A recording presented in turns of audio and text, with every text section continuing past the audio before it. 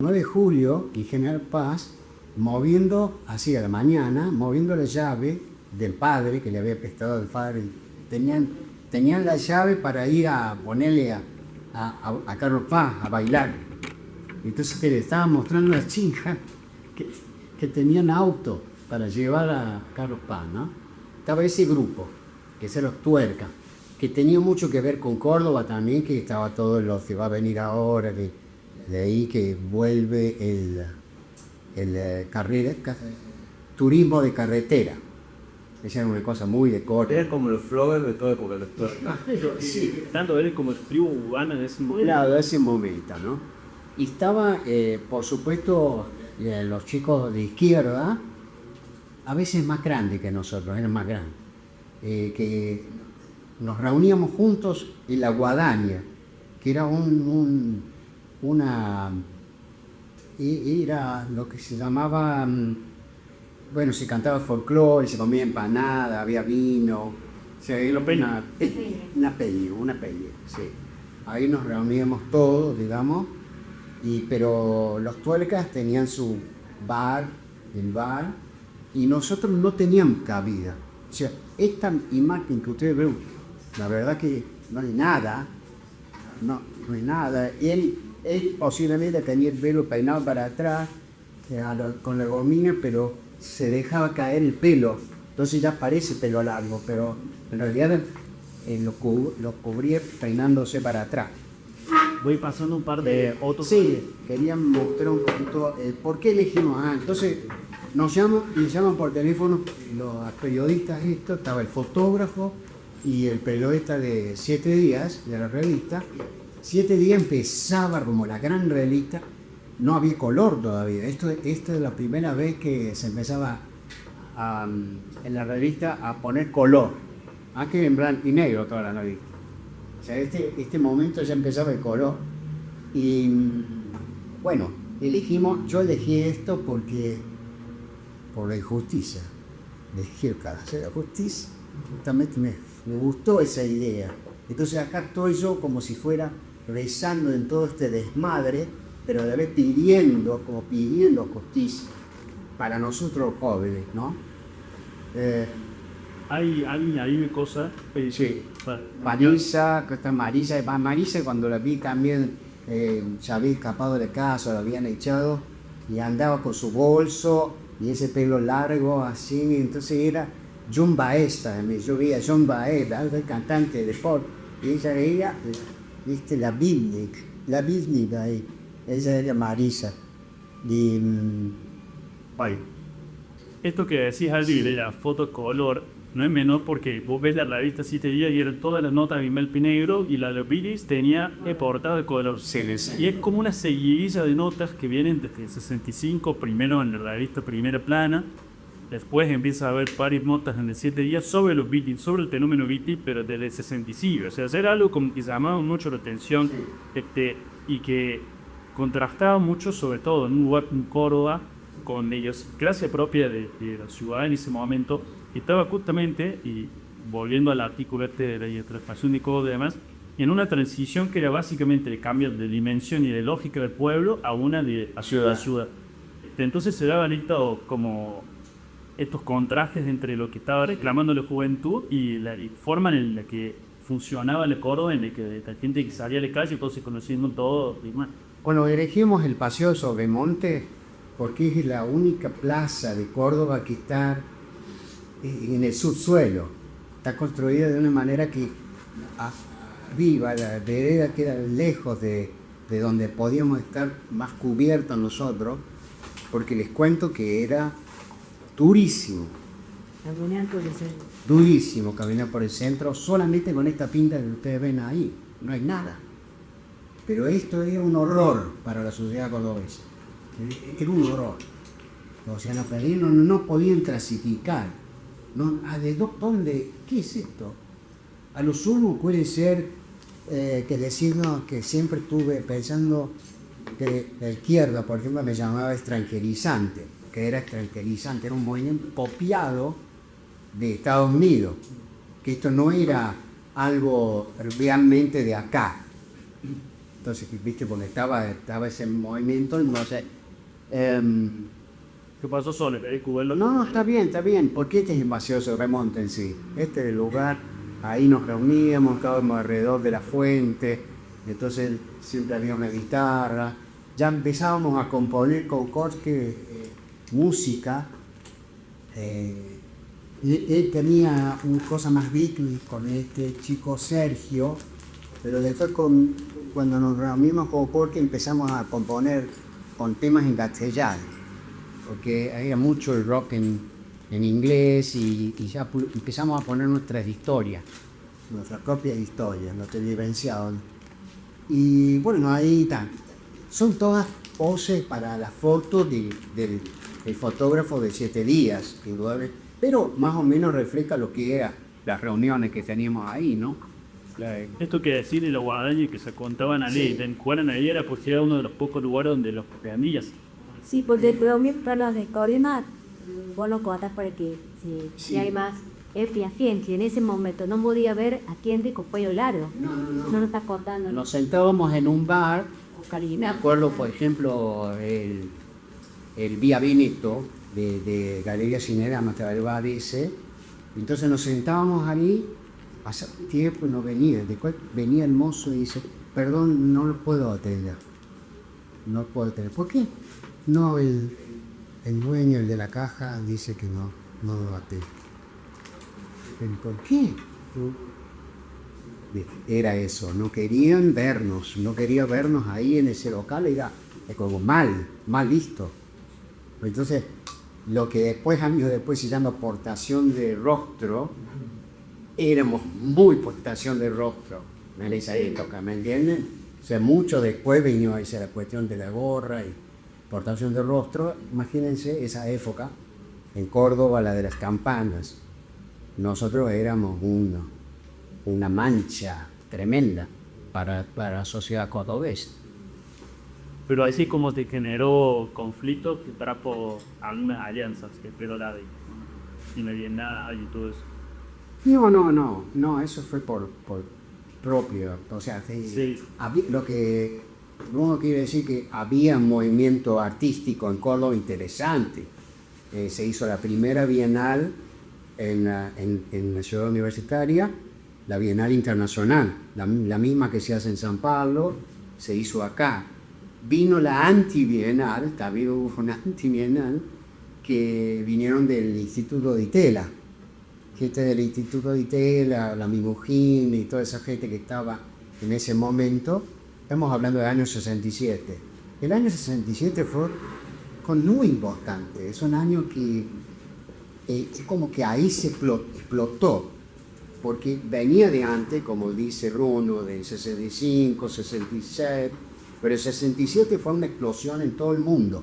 Cuando hablan de extranjerizante, el movimiento es, sin nosotros saber, también estaba en Italia, por ejemplo, la revista 7 días había hecho una nota, por eso se interesaron por los beatniks de Córdoba, porque habían hecho una nota sobre los beatniks italianos. Y vos ves las fotos, y vos pudiste ver la revista, pero como en eso, y entonces decía falta de cueva, porque los italianos se reunían en una cueva, se reúnen en la plaza, y bueno, o sea, eso era... Este es el juego de Lord von Krage. Yo cuando le leía, no pensé que era el juego de Alonso de ese campón. Claro, no, ese era en Buenos Aires. Y, bueno, 67, por eso le digo, fue una explosión y fue todo esto.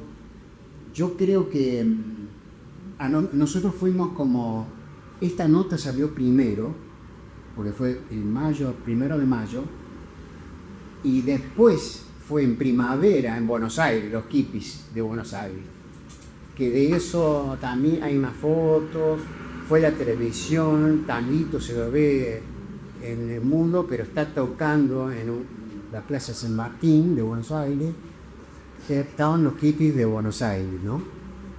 Hippies de Buenos Aires. Yo realmente, yo consideraba que los Beatles, la diferencia de los hippies, corriendo, no sé, pero ¿qué leen ustedes, hippies? No, nosotros nos gustan los cómics, o sea, no veían más allá que un cómics. O sea, todo lo que era palabra y escritos y todo no dejó de tener importancia con los hippies. Pero los Beatles no, eran gente que, bueno, hay historias que se han leído. Bien leído. Yo tuve la suerte y leía, por ejemplo, tuve la suerte de los Beatles. Kerouac, por ejemplo, era un libro, pero ya les voy a contar cómo llega. ¿Sí? Yo conozco en la Bienal, aparece un personaje que es Federico Undiano, que es un escritor de Jujuy originalmente, pero vivía acá, trabajaba en el departamento, era traductor de inglés, y lo encontraba siempre en el Schneider. Ahí estaba escribiendo el tipo, yo le cobré una vez cuenta, y salió así porque estaba imbuido en sus escritos, y me encontraba a él como en la oficina de él en el bar Schneider, ahí con el ventanal grande, un parque todavía existe, pero ahora es un comedor o algo así. Se abre solamente hasta las 3 de la tarde. Y conocí al también escritor de teatro. Por primera vez yo estaba haciendo un curso de teatro con Federico. Federico fue, ya les voy a contar, era Domingo Lo Giudici, que dictaba el curso. Domingo me da una entrada para ir a ver la obra de teatro en el Teatro Estudio Córdoba, que era ahí en la Puente Avellaneda, ese torreón antiguo que hay, bueno, ahí estaba el Teatro Estudio Córdoba, arriba, en el primer piso, subía esa escalera. Para mí todo era nuevo también, con mis 16 años, viste, la Bienal de Coro, el antibienal, participar con la gente que Oscar Orandán y Rodolfo Imas eran los organizadores de acá de Córdoba, que invitaron a la gente del DITEL. Haber ido, por primera vez fui al Museo Carafa, también subí de escalera al Museo Carafa cuando la entrada era la escalera esa, y vi por primera vez los cuadros antiguos de Córdoba, y fue algo, a mí todo era nuevo, una explosión de novedades. Esto del año 66, ¿no? Federico Undiano era, cuando lo conocí en la Bienal, me dice, le digo yo, sí, estoy haciendo teatro, me mandé aparte porque era más grande, era como un viejo para mí, tendría 35 años más o menos, ¿no? O sea, era como un viejo. Entonces me dijo, sí, yo pinto, escribo, no, acá había escrito una sola cosa, pero me mandé la parte con él, y entonces y voy a ver teatro ahora. Ah, yo también voy a ver a ese lugar, dice, me interesaría su opinión. Ah, bueno. Entonces cuando voy, subo al torreón ese, llego a esta Cámara Negra, que era un teatro independiente, por primera vez las luces rojas, me impactó tremendamente entrar a un teatro por primera vez. Mis viejos no eran del teatro, mis viejos eran amantes del cine. O sea que yo sí salíamos, entrábamos a un cine, salíamos del cine, veíamos otra película más. En esa época así era. Si llegábamos tarde, era continuado, o sea que empezaba la película y después podíamos quedarnos para ver cómo comenzaba de nuevo. Era muy amante del cine. Pero yo no tenía ninguna cuestión artística, o sea, yo me la busqué, como que yo me la busqué. Mi viejo tenía su biblioteca, todo eso, pero realmente fue cuando Federico me entrega un regalo. Federico era el autor de la obra, esa primera obra que yo vi, era el autor. Lo vi ahí hablando con el director. Mira. Entonces me regala La Metamorfosis de Kafka. Me regala ese libro, ¿no? Que para mí fue como la primera vez que leí un libro, y yo que Kafka era muy serio, muy profundo, ¿no? Y creo que me estaba también, de alguna manera, dándome ese libro porque como que él decía, vos sos un tipo que nace de esa familia, pero no tiene nada que ver con la familia. ¿No es cierto? Ese ser humano que se transforma en un bicho para la familia, ¿no? Tenía que ver con la rebeldía.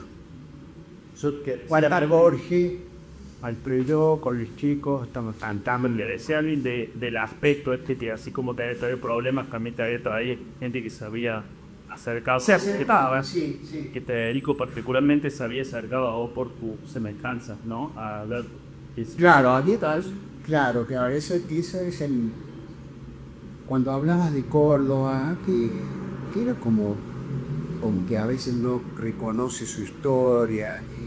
Hay un poeta que se llama Alberto Mazzocchi, que lo pueden buscar en internet, que es un poeta cordobés, nacido en La Varilla. Ha escrito más de 1000 poemas, ha hecho tallas, es un personaje enorme, con solo 20 años ya había hecho todo ese bagaje de escritura y fue ignorado el gordo. Se estudia en la Sorbona, este poeta, y en Córdoba está ignorado como, digamos, lo que es la inteligencia cordobesa. Lo que es una pena, porque es un poeta tremendo. Posteriormente, Alejandro Finzi, uno de los miembros del grupo, estudia, termina la Facultad de Letras de Santana y empieza, o sea, ya era escritor, pero digamos empieza a escribir seriamente teatro. Alejandro, este es Alejandro, ¿verdad? ahí está Alejandro, estamos todavía en el Colegio Montserrat. Esto es en Parque Sarmiento, las dos, pero yo lo conocí de primero, fue mi amigo del cambio, después porque. Y este Parque Sarmiento donde sacaban con esas cámaras viejas que se tapaban los fotógrafos y te daban la copia de la foto ahí nomás, de verdad. Esa foto, o blanco y negro. Sí, Alejandro Finzi es un escritor de teatro más conocido porque se fue a vivir a Neuquén, no sé, es patagónico, un escritor patagónico. Pero en realidad estuvo toda su adolescencia y se recibió acá en esta facultad.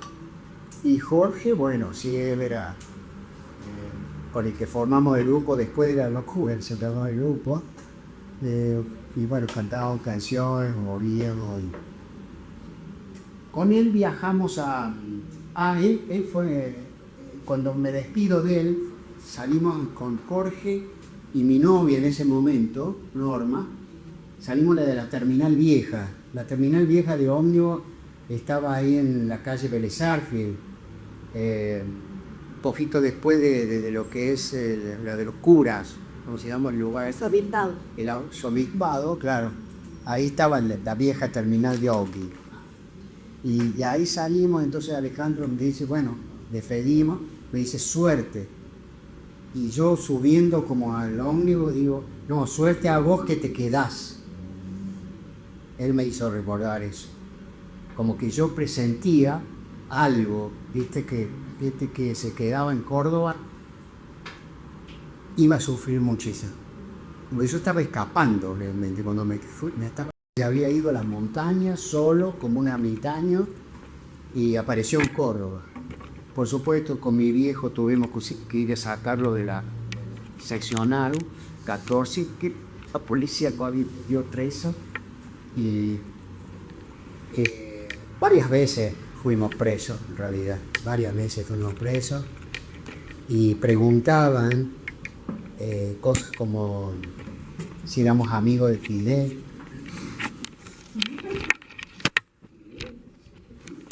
Esa pregunta capciosa.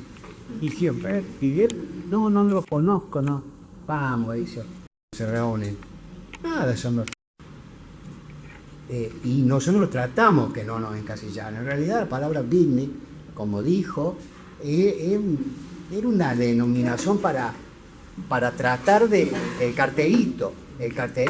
Claro, ustedes no se decían Big. No. Yo quería preguntar punto de eso, si ustedes hacia adentro se consideraban un movimiento o eran más gente que se había agrupado de manera orgánica. Así es, así fue, de manera orgánica. Ustedes no decían somos los beatnik en el momento, para nada. Ahí el del Ávila hace un ratito mencionó la Bienal del 66 y la anti-Bienal, y y que es anti-bienal participa gente del Instituto ITEL. Y ahí hay como una gran diferencia entre lo que es el movimiento Beatty de Argentina con el movimiento de Beatty que publiquemos de Córdoba, que es que en Buenos Aires, que es donde empieza y termina la supuesta influencia del movimiento beatnik en Argentina, la gente que se relaciona con ese movimiento participaba de unos circuitos como mucho más institucionalizados, mucho más intelectuales, digamos, y pertenecían al Instituto de Itela, rondaban lo que se llamaba la manzana loca, y era gente con otro capital cultural, y era más grande también en edad, me parece. Eran más, como 10 años más. Claro, el link entre esa gente y Córdoba fundamentalmente viene de la mano de Federico. Federico Undiano tenía contacto con Miguel Grimberg en Buenos Aires. Miguel Grimberg editaba una revista que se llamaba Eco Contemporáneo y que reunía todos poetas de toda Latinoamérica, más Estados Unidos, y algunos de la India también, y algún europeo. Pero él traducía todo lo que venía de afuera, lo traducía. Entonces ahí leía Ginsberg, por ejemplo, el poema América. América te lo he dado todo y nada soy ahora. Tenemos un extracto, si no te molesta, dice 4 minutitos de un documental que hace Federico Rothenstein en Argentina, que se llama Satoy Sur, que es sobre Grimberg, que tiene un pedacito que está muy bueno. Vamos a ver cómo sale, no se lo voy a subir eso.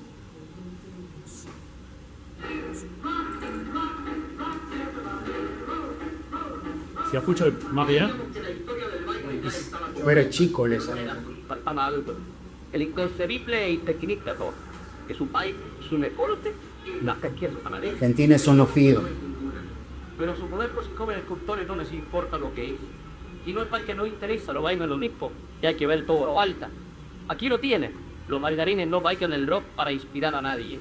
Bailas porque en 1957, la era del rock, que va desando, secundemos a la lectura de un colecto a los especialistas de arte. Antes de la película pasaban esto antes, el noticioso. Siempre había una nota sobre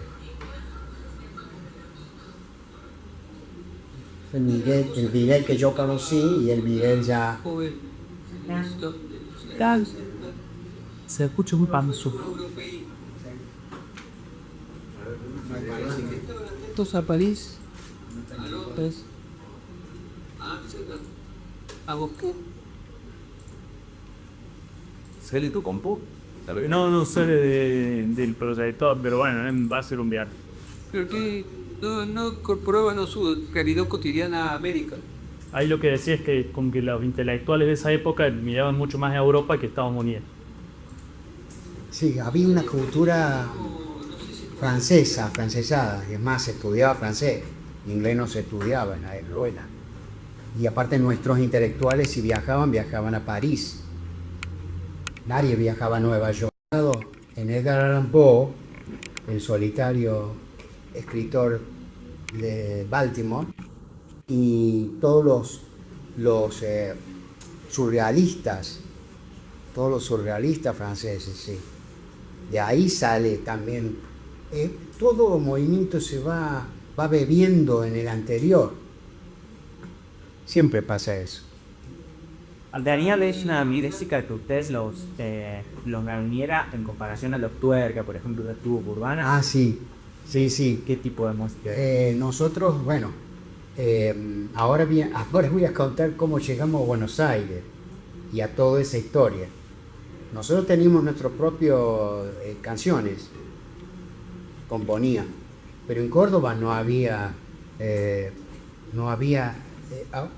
salvo los teenagers, que era de esa época que vieron del rock. Los teenagers habían compuesto un éxito nacional que se llamaba la balada rock. Ahí le puse a Goya Corte. Claro, ahí yo muy orgulloso de cómo me había crecido el pelo, porque me tocaba hacer la colimba. cómo salvarme de que no me cortaran el pelo en la corimba. Entonces fui muy tapado así a la cuestión médica y no sabía cómo salvarme de la corimba, porque ya era y pelado y un año iba a estar ahí adentro. Con mi hijo, que yo iba a estar en la cárcel seguro porque no aceptaba ningún superior. Yo no, viste, el sistema militar siempre está el cabo, el sargento, se basa en esa estructura. Para mí, anarquista, totalmente, o sea que no ibas a respetar categorías, vas a estar preso. Entonces, ¿cómo salvarme? ¿Cómo salvarme de eso?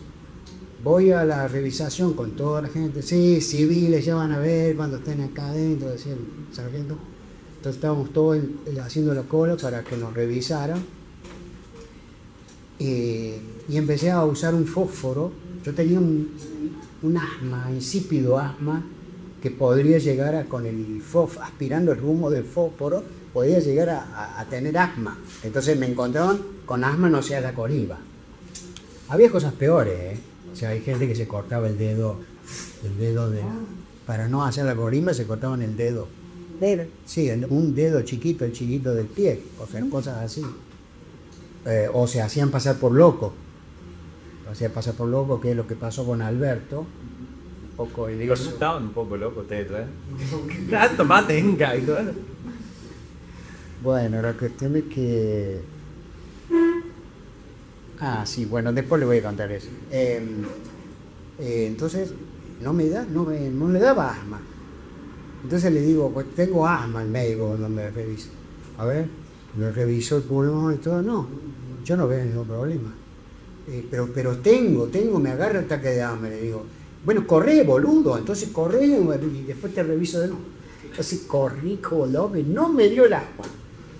Entonces dice, yo no puedo, dice, eximirte de esto, o sea, te tengo que poner apto relativo. En todo caso, cuando te dé un ataque de asma, te vas al tercer cuerpo, no sé qué, y ahí los médicos te van a revisar. Y puede ser que te den el permiso para estar libre. Entonces, alguien me dice, mira, si vos vas a la farmacia y compras una barra de azufre, oliendo el humo del azufre, encendés la barra de azufre, te va a agarrar un ataque tremendo. Y así fue. Fui al lugar al mediodía. No, dice, ahora los médicos están almorzando, los médicos militares. Queda ahí, bueno, entonces pasé al baño, prendí ese azufre, por ese humo negro me entró y me dio un ataque espantoso. O sea que me fui a la camilla, cuando vinieron los médicos, no, sí, la mano puede hacer el servicio militar. Y me salvé, pero estuve eructando azufre toda una semana. Eso lo dedicaron a tu cumpleaños de 18 Claro. y vos cumpliste 18 en Buenos Aires. Yo cumplí 18 en Buenos Aires, vos querés que yo llegue a Buenos Aires. Bueno, llegamos a dedo a Buenos Aires. Primero pasamos por los picnics de Rosario, los hippies de Rosario. Nos reunimos con los hippies de Rosario. Viste, ya era como después de la revista 7 días, quedamos como los picnics. Entonces, era como una reunión, se encuentran dos fuerzas, viste, lo de Rosario, pobrecito, y después lo de Buenos Aires. En Rosario fue espantoso porque nadie nos dio de refugio, entonces fuimos a parar a un lugar como horrible, una obra en construcción, tratamos de dormir ahí, el frío era espantoso, era diciembre, y a la mañana ya a las 6 nos fuimos hasta el monumento del soldado conocido, ahí la bandera, el monumento a la bandera, a calentarnos en el fuego ese que hay, el fuego sagrado. Pero me acuerdo de lo horrible, mosquitos encima con el frío y la obra en construcción que era todo escombro, horrible, bueno. Entonces partimos hacia Buenos Aires. Cuando llegamos a Buenos Aires, fuimos a la Manzana Loca, por supuesto. El primer lugar fue el Instituto de Itela y los bares que había ahí, los bares. Y estaba Tanguito en la puerta del bar, ¿no? Con su guitarra, su vestimenta todo de negro, como no conseguía pantalones negros de hombre, compraba de mujer los pantalones. Entonces tenía cierre, las mujeres usaban el pantalón, no usaban pantalón con bragueta, las mujeres usaban con cierre al costado en esa época, ¿no? Entonces él compraba ese para tener pantalón negro. Y siempre estaba roto ese cierre, pues se rompía, ¿no? Que si se rompía se había viento. Bueno, ese personaje, Tanguito, persona, fue maravilloso conocerlo. Un ser muy, muy especial, muy delicado, un príncipe para mí, un príncipe, tipo que se movía como en cámara lenta y no sé, siempre se lo veía brillar. Los otros hippies que conocimos, Pipo Lernoux, era ya de Barrio Norte, él era de Casero, ya, de familia muy pobre, Tanguito, ¿no? Y después, bueno, había varias que conocimos, Silvia Washington, Gato, que después vinieron a Córdoba, ¿no? Después ya ellos vinieron a Córdoba a visitarnos a nosotros y también a quedarse en Capilla del Monte. Fueron a Capilla del Monte con una carpa, que se armó un quilombo. El pueblo estaba dividido a favor y en contra de los hippies acampando cerca del auditorio. Como si fueran gitanos. De eso. Como si fueran gitanos. Claro, ya te voy a... Sí, también te digo, posteriormente, y Carlos Paz decía, ¿dónde? ¿No? Entre las raíces estábamos todos estos otros huérfanos, digamos, de Buenos Aires, y chicas que nos traían mantas, sacaban de la casa mantas para taparnos a la noche, dormíamos en la arenita, el arenero de los chicos, dormíamos ahí a la noche, y porque no nos daba el viento también, o sea, era el lugar más incómodo, la arena se acomodaba a nuestro cuerpo.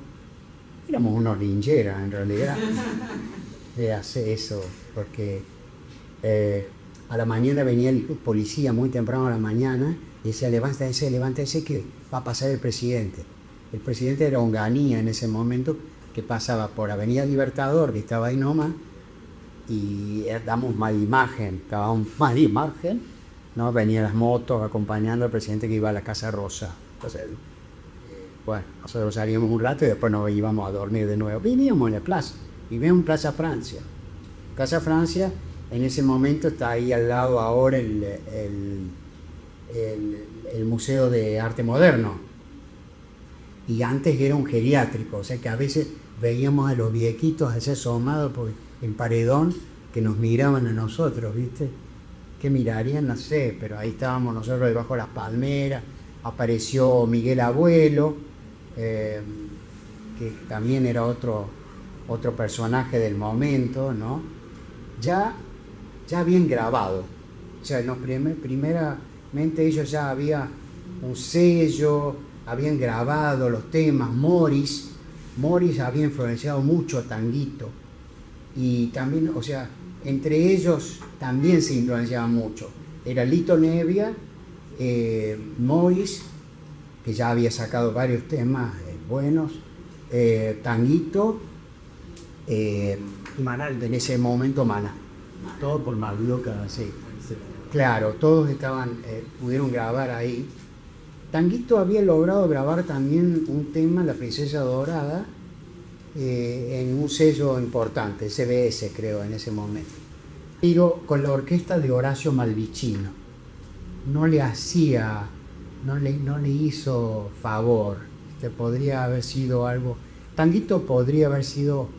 Yo lo he escuchado en la plaza cantando y me caían las lágrimas. Tan bello, ¿no? Pasarás por mi vida sin saber qué pasaste. Sentirás el silencio y jamás lo sabrás.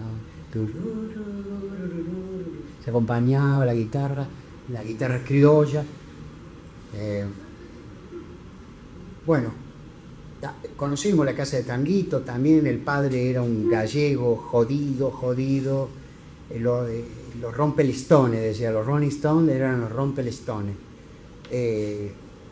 Tipo tenía, creo que era, o sea, la madre era muy buena, de origen africano la madre, o sea, él tenía una combinación muy especial, tipo alto, nada que ver con el Tanguito que hicieron de la película, nada que ver, o sea, el Tanguito ese de la película era 80, tipo que corre, que se mete en las manifestaciones. Tanguito, cuando lo agarró una vez la policía de las tantas veces, creo que pasaba por la manifestación y quedó enganchado en la manifestación. De cuando vino a reprimir la policía, Tanguito ni pinchaba ni cortaba con la historia de protesta de ese estilo.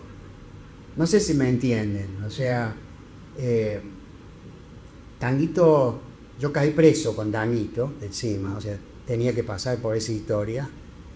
Nos llevan porque vino una redada, una de las primeras redadas a los hippies, vinieron los tipos todos con los Falcon y la ametralladora y todo eso, estoy hablando de años 67, en Plaza Francia.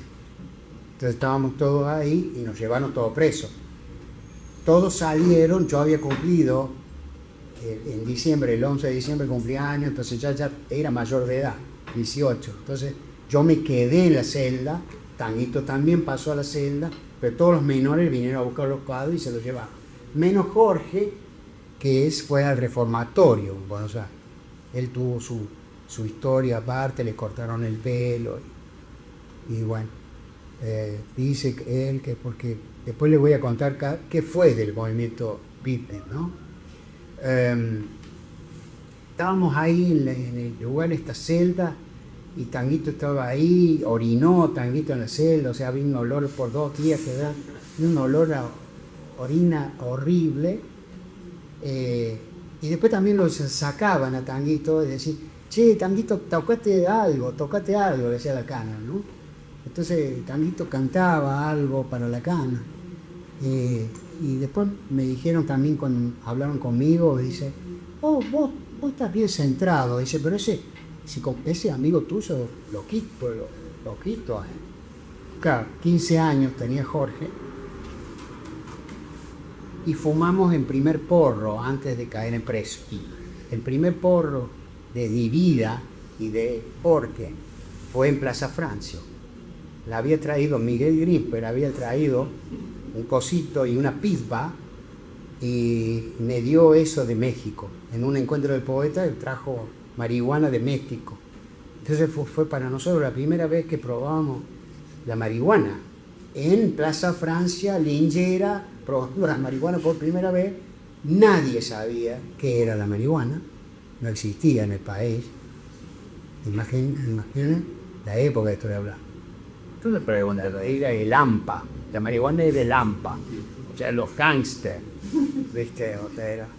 Porque escucho mucho realmente la primera, que la especialidad de los tribunos argentinos, muchos cuentan que a veces sumó hasta la hoja, porque no tenían el cogodo. ¿Dónde tienen la relación que tienen nuestra federación No, para nada. con el autocultivo y No, que nos Brasil sí. Brasil tenía una cultura, pero Córdoba, o sea, Córdoba, Argentina, Tanguito no había probado la marihuana. Lo único que es fumar era azufre para no ir a la colimba, digamos.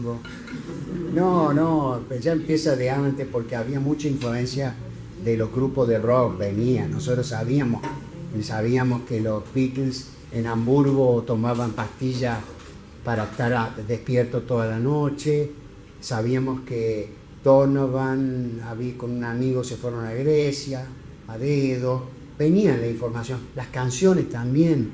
O sea, las canciones estaban como que mensajes ocultos, sí, cifrados. Entonces, por ejemplo, Donovan cantaba algo como Melon Yellow y hablaba de Electric Banana. Entonces, pelar la banana, esos hilitos puestos, o sea, mi vieja, imagínate cuando yo ponía en el horno los hilitos, cocinando los hilitos, me dijo, ¿qué está haciendo ahí? Cocinando los hilitos para fumar, para probar eso. Queríamos probar. Bueno, la cuestión es que decía, usted, el Cana decía, vos estás bien centrado, tenés buenas ideas, pero tu amigo, loco. Claro, porque Jorge, con 15 años, fumado, o sea, pasó a otra cosa directamente. Yo estaba sentado ahí viviendo la experiencia, porque era una experiencia, todo era por experiencia, no era pasatiempo. Mucha gente después, posteriormente, hablaba que si yo fumaba para ir a ver una película, o fumaban era eso recreativo, que ya no era, era todo como que éramos los primeros cerebros que experimentaban, a ver qué pasaba dentro nuestro, ¿no? Y con esto no estoy haciendo ninguna apología, porque finalmente derivó en algo muy feo, que es lo que vivimos hoy en día, con drogas pesadas como la cocaína, adictivas, sumamente adictivas, y lo sufrimos con los jóvenes de hoy, ¿no? Que es un problema bastante grave, que no hay forma de pararlo. Y bueno, en este momento yo hablo de lo que fui el primero experimentando. Entonces, Jorge, cuando teníamos que ir con el comisario a hablar, porque estábamos ahí, entonces Jorge me dice, está todo bien. Se sienta ahí, nos habían sacado los cinturones y los cordones, los zapatos, y entonces, está todo bien, ya hablé con el comisario, le dije que tenía una luna en el pecho. Uy, cállate. Ahí estábamos, el escribiente estaba con la máquina, y yo preocupado por lo que había dicho este loco, realmente. Había visto la chapa de la policía que brillaba, le brillaba. Entonces le dijo que tenía una luna en el pecho. Alucinante. Bueno, yo para mí también fue toda esa experiencia dentro de la celda. Había un tucumano ahí que le habían pegado a la policía porque se había peleado borracho. Había 2 travestis. Es interesante lo que les cuento, ¿ya? Los travestis no usaban el pelo largo. Los travestis usaban peluca. O sea que imaginen lo que era la transgresión de dejarse el pelo largo. Que los más transgresores son los travestis, ellos no se mimaban a usar el pelo largo. ¿Se dan cuenta? Lo que era la época y lo que significaba para, digamos, una sociedad encorsetada, y cómo era la transgresión de solamente tener el pelito como lo tengo ahora yo. ¿Y qué te dijo un hombre en un colectivo?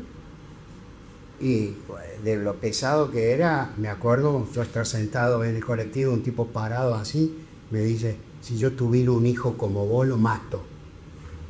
Y yo quedarme así, porque la idea también era ser pacifista, no actuábamos con violencia ante la agresión constante, putos, sacaban la cabeza fuera del auto, para cortarse el pelo, estaba el tema del cuarteto, que era cortarte el pelo cabezón, ¿viste? Eso era tomado como una cosa, también era como sarcasmo, ¿no? Sarcasmo. Sí, pienso que les molestaba todo esto que era diferente. El tipo que era diferente molesta. La ropa llamativa, el pelo, todo eso. Pero éramos chicos, teníamos chicos. La verdad que éramos niños y nos llevaban, adolescentes, que nos llevaban presos. Sí, ¿por qué? ¿Por qué si no hemos hecho nada? No hemos hecho ningún daño, no hacemos ningún daño. O sea, ¿por qué? ¿No? Era como una impotencia que posteriormente, bueno, vos sos incendiario de joven. Está bien que el joven sea incendiario, pero como dice el dicho, de joven incendiario y de viejo bombero, es el dicho popular ese. Es como que uno va entendiendo un poco también cómo se maneja esta estructura social, y uno recapacita también. O sea, jodíamos en realidad, picábamos, estábamos molestando a la sociedad.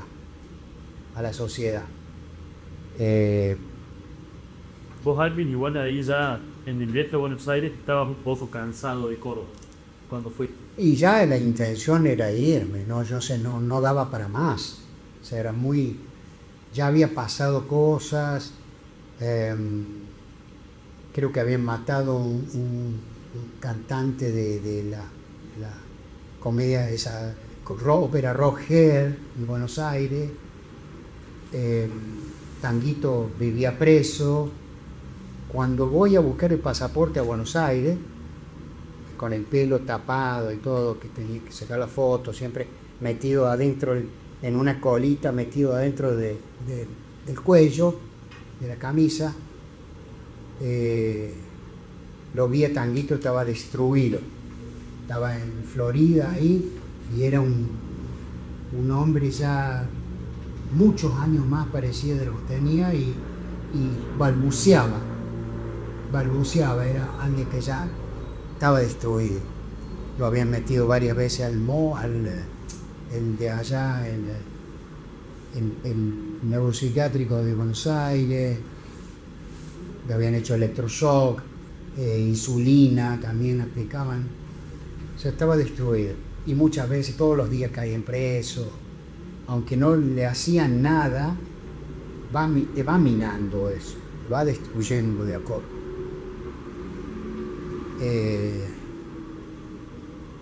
Yo también escribo poesía, dice uno de los canas. ¿Y entonces por qué sos policía, vos? Le decía el otro. Yo también le escribo poesía, porque era una sociedad. Bueno, era todo lo que iba a venir después. Entonces llegamos a Brasil, en esta comunidad, es un poco más libre Brasil. ¿Está todavía el chico de Brasil? No, se tuvo que... Se puede. ¿Eso ya es de 70? No, 70, sí. Llegamos a Brasil, había una comunidad ahí en Brasil, lo mantenía más que todo el italiano que hacía artesanía de muy buena calidad, y vendía a los ricos de San Paulo. O sea, la gente de plata compraba esa artesanía con mucho dinero. Y bueno, ahí estábamos Jorge, Norma, después vino Jorge Catoni. Jorge Catoni era un personaje también, casi que una especie de, no sé, como decía, era un solitario también. Yo sabía esperar el ómnibus para irme a mi casa, y lo veía a la noche, vivía en Tucumán y Colón ahí, caminando solo, fumando su pucho. Era un personaje solitario, 7 Mesino, muy inteligente. El único, digamos, que pudo zafar un poco soy yo, en todo sentido. Primero porque tuve el primer trabajo, tenía un trabajo en Carlos Paz, en una discoteca que se llamaba Tempo, que ya desapareció ahora.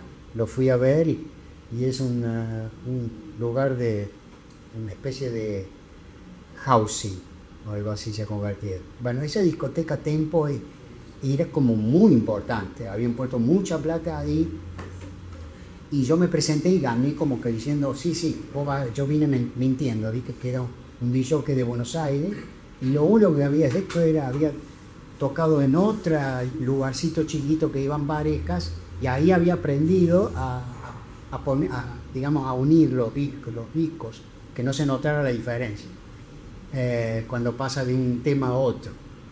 Entonces había aprendido eso, entonces con ese bagaje pude ser de esa discoteca que era todo culo, o sea, mi cabina flotaba sobre la pista, tenía espejado, yo podía ver al público bailando, pero ellos no me podían ver a mí. Entonces, pero después también hacían el recorrido, era enorme, o sea, le hacía competencia a Keops, estaba como en ese nivel.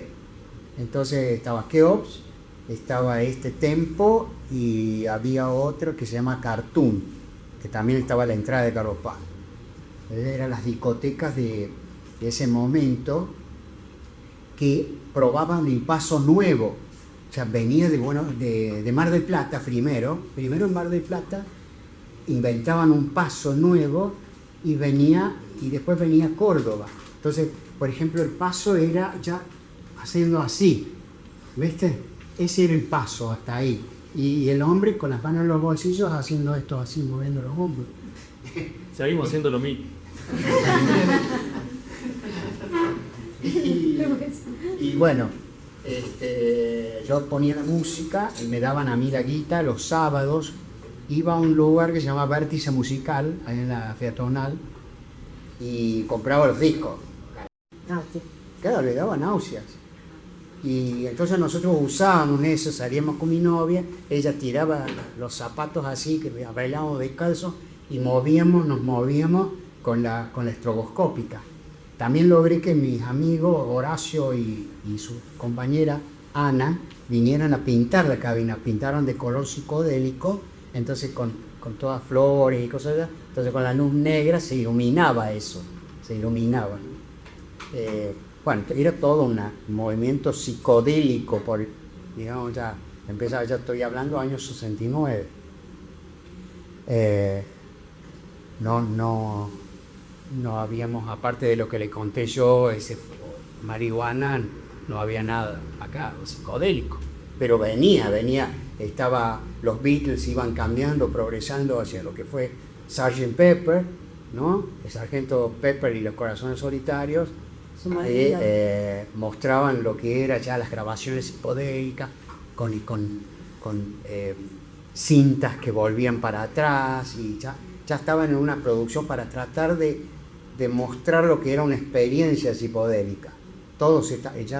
Ya todo era así como las luces, o sea, el movimiento artístico se daba más que en eso, en la música y las luces. Era todo estético, no habían consumido LSD, no tenían acceso a hongo. Nada. Y nada así como ayahuasca, No. No, coros. Porque después se pegó un viajecito largo y que se Sí.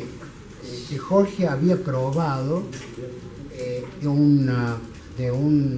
había venido alguien de un suizo y había traído pastillas LSD pura.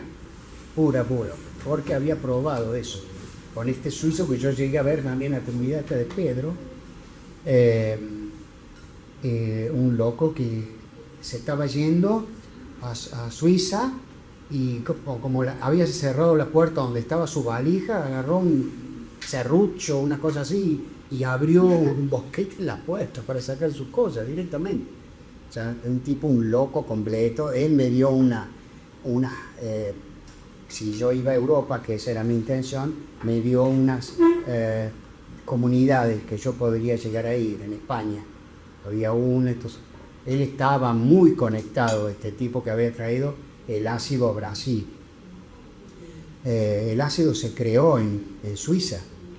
El ácido fue creado por un doctor Hoffman, lo creó ahí, hizo la experiencia que el famoso paseo en bicicleta, cuando se fue, después de que se le entró por los dedos, hizo el paseo ese psicodélico en bicicleta a la casa, sin saber qué era eso que estaba probando. Todo estaba auspiciado por la Sandoz, la farmacéutica, la famosa farmacéutica de Suiza. Ahí nació eso, casi como un experimento también de probar cosas, y es salido del lúpulo de la cerveza, o sea, es un hongo salido de donde se extrae la cerveza. Bueno, la cuestión es que en Brasil me quedo 4 meses, hago artesanía, íbamos a la plaza de la Plaza de las Repúblicas,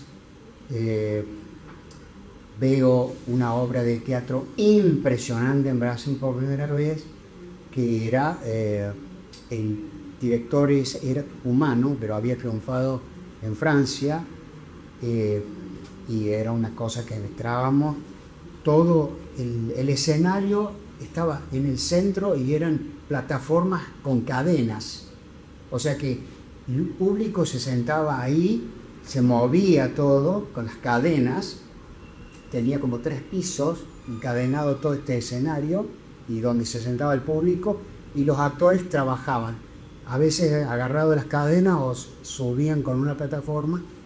Bueno, era una cosa que nunca vista antes. Estaba ahí en el Teatro de San Pablo. Y San Pablo, bueno, tiene la Bienal. Miriam ha visitado la Bienal 2 veces, es la más importante de Latinoamérica, la Bienal de San Pablo. Y estaba ocurriendo un movimiento también muy importante en esa ciudad, probablemente. Estaba, bueno, Jorge trajo Caetano Veloso, un disco de Caetano Veloso que Prohibido Prohibir, donde le gritan Villa, Villa, le grita el público, culto, le grita, está grabado eso. Caetano pertenecía a lo que era Bahía, ¿no? Que el movimiento tropicalista que baja a San Pablo, Gal Costa. En San Pablo estaba un grupo, Os Mutantes, que era un grupo también psicodélico del momento, con la Rita Lee, la Rita Lee. También. Entonces había un movimiento también importante en Brasil, ¿no? Pero a todo esto también, yo me doy cuenta, creía que era una cosa expandida, internacional. Realmente todo se reducía a un grupo chico, todos lados. Córdoba era un grupo, Brasil era un grupo. Cuando crucé a Portugal, era un grupo. Cuando crucé a España, era un grupo. Más que todo España directamente era un grupo de gente de sueco, noruego, o sea, no españoles no. De España cuando yo llegué estaba Franco. En España hablaban bajito, así, casi querían insultar a los francos. O sea, era una paranoia general. Todo era en realidad militar, el gobierno militar. Brasil estaba con el gobierno militar, Portugal estaba con el gobierno militar, España con el gobierno militar, y yo estaba buscando, yo tenía que llegar a Inglaterra. Entonces, llego a Francia, después de haber estado en Ibiza, que echaban 50 hippies por día por bañarse desnudos en la playa.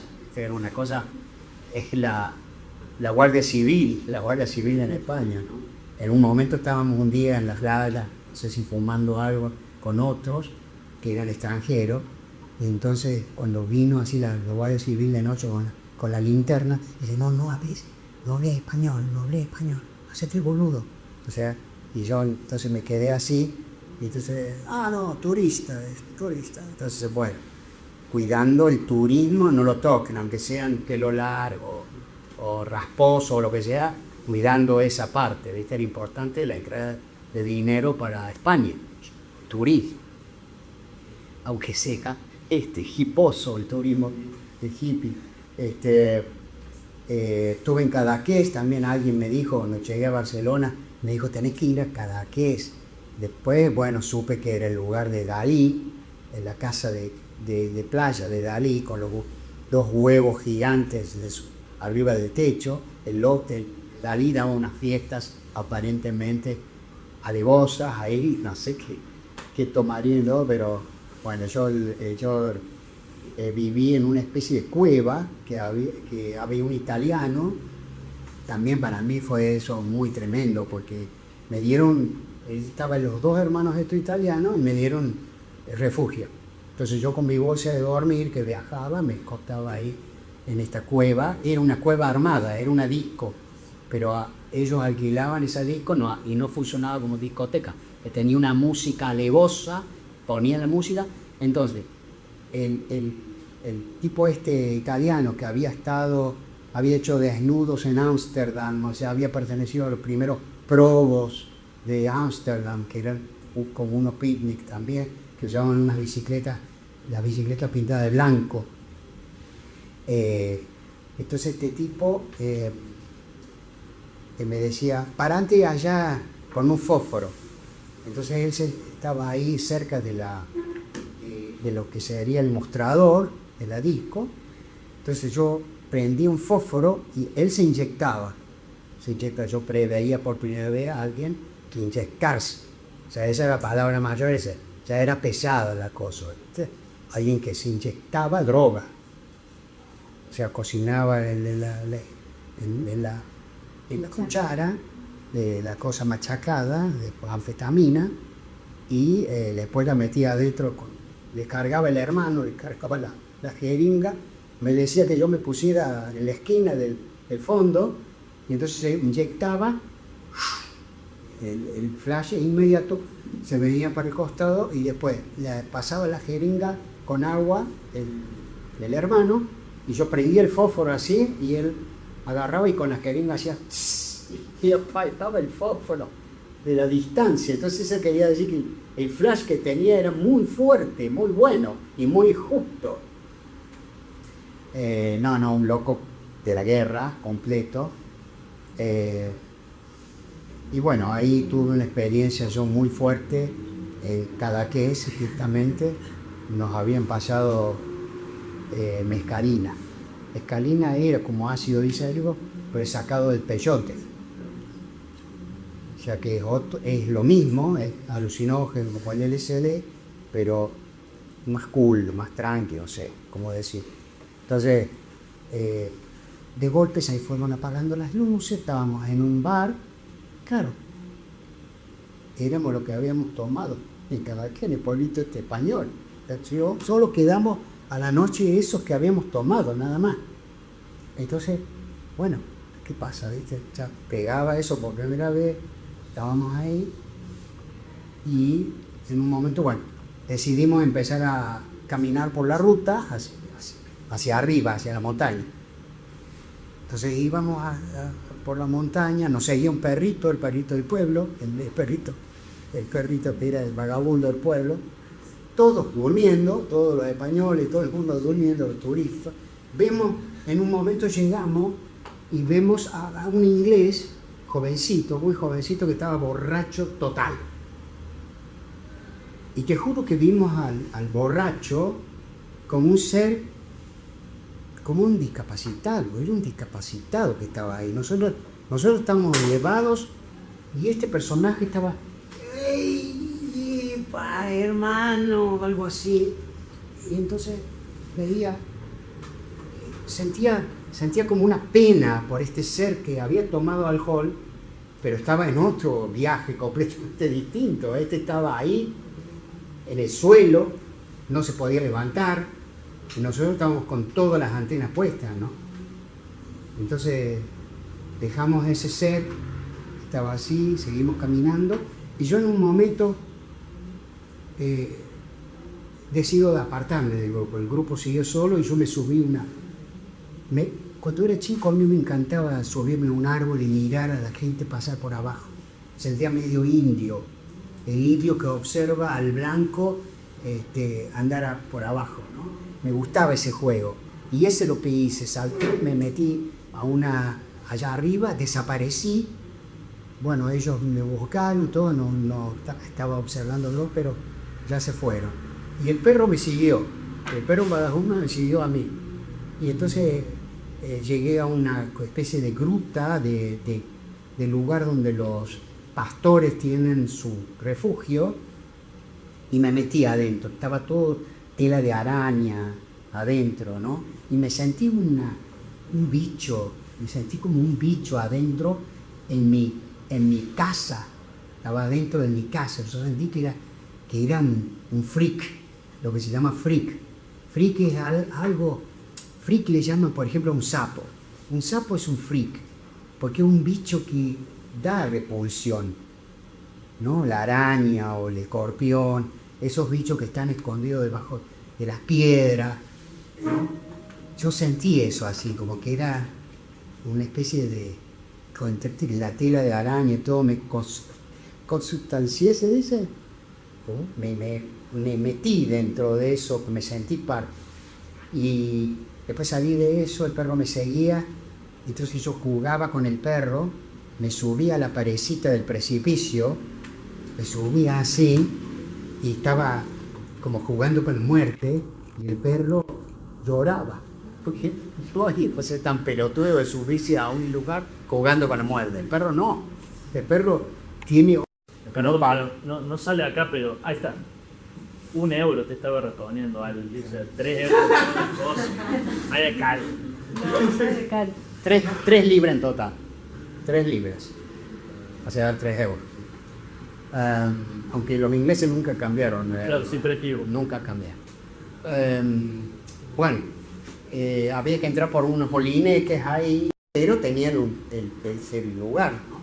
O sea que y los de para orinar habían excavado y entonces era prácticamente ¿no? De los motoqueros ingleses, ¿no? Mucho más pacífico que los yankees.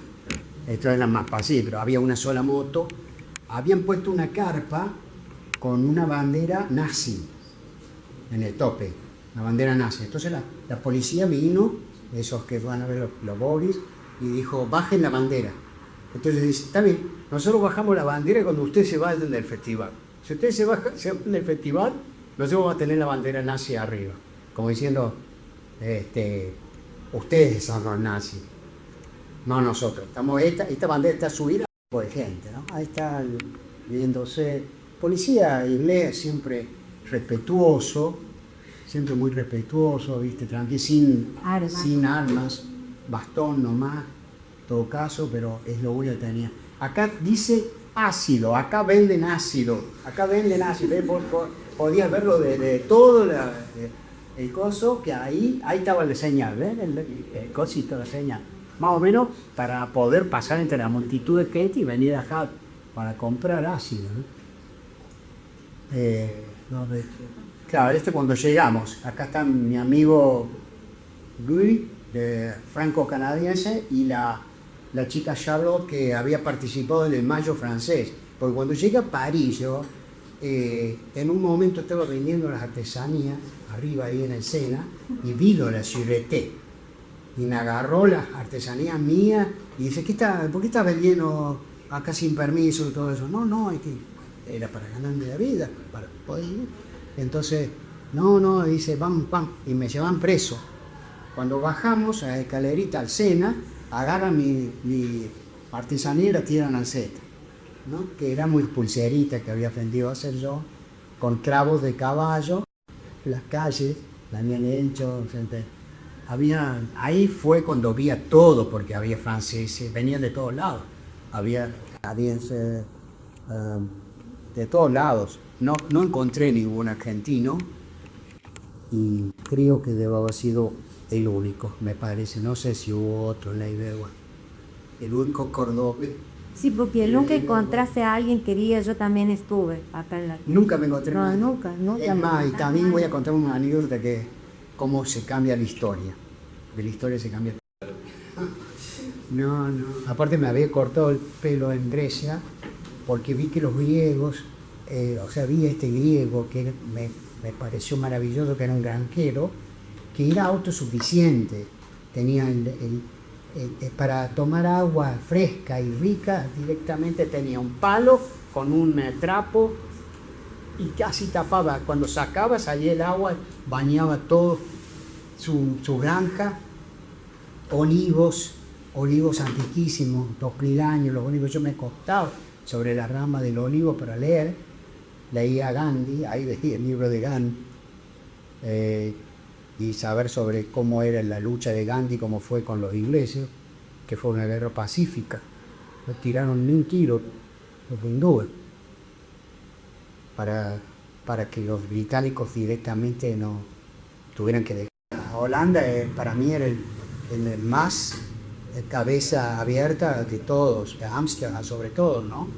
Esto que decías de que había sido el único argentino ahí, en parte también hace que vos seas una persona que cuando vuelve a Argentina te encuentres con un acuerdo toda la sociedad